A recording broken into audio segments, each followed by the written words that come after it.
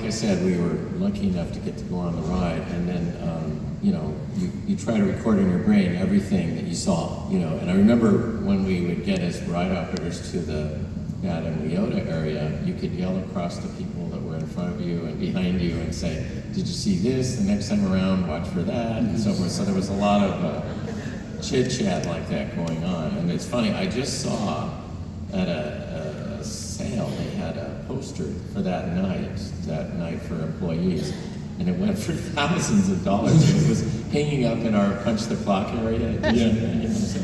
But one thing that, you know, for years and years, I was kind of an advocate of this figure, and everybody looked at me kind of, sure, they saw the pictures of Yale Gracie, that was published a lot in the annual reports and so forth, but as for it being in the park, I got a lot of criticism about maybe I was making that up. And one of our people that works at Disneyland, Roberta Brubaker, who is probably the walking fount of knowledge about all things Disneyland, came to me one day and she says, I think I found something that you're going to find really, really interesting. And I brought it with me today. This is a card that the maintenance workers back in the analog days, when they didn't check it off on their smartphone, would check to make sure they had looked at everything in the attic.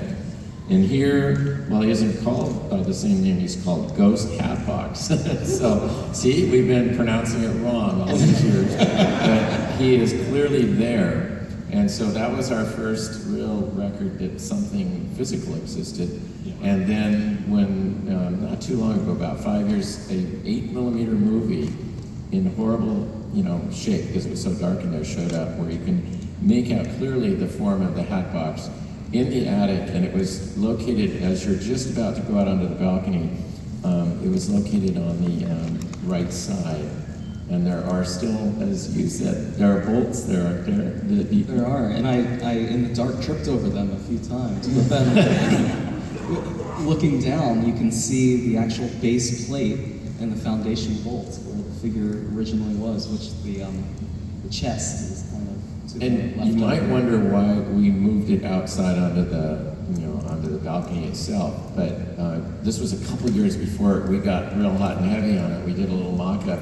And one of the things that always bothered me is as you left the attic, you were aware of the ceiling of the room that the graveyard was in. And you went out onto that balcony and there were ghosts going up the wall and then across the ceiling. And I thought if we could distract you at that point and give you something better to look at. So John Gritz did a mock-up, and that was where we thought we would put, you know, your little guy in there.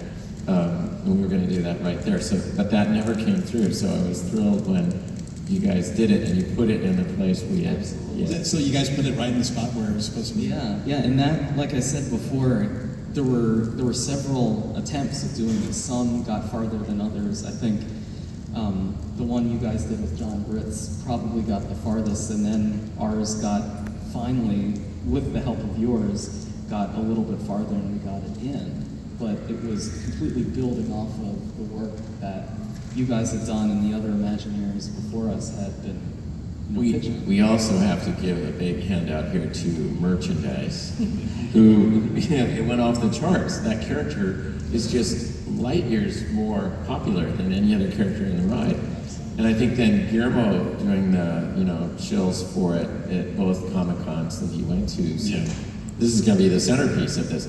I think a lot of people started saying, what is it about this character? What is it that he has this charisma? Yeah.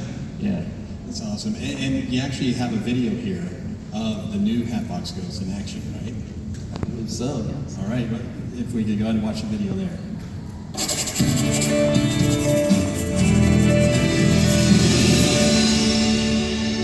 The cryptos creak and the tombstones quake. Happy haunts to paradise.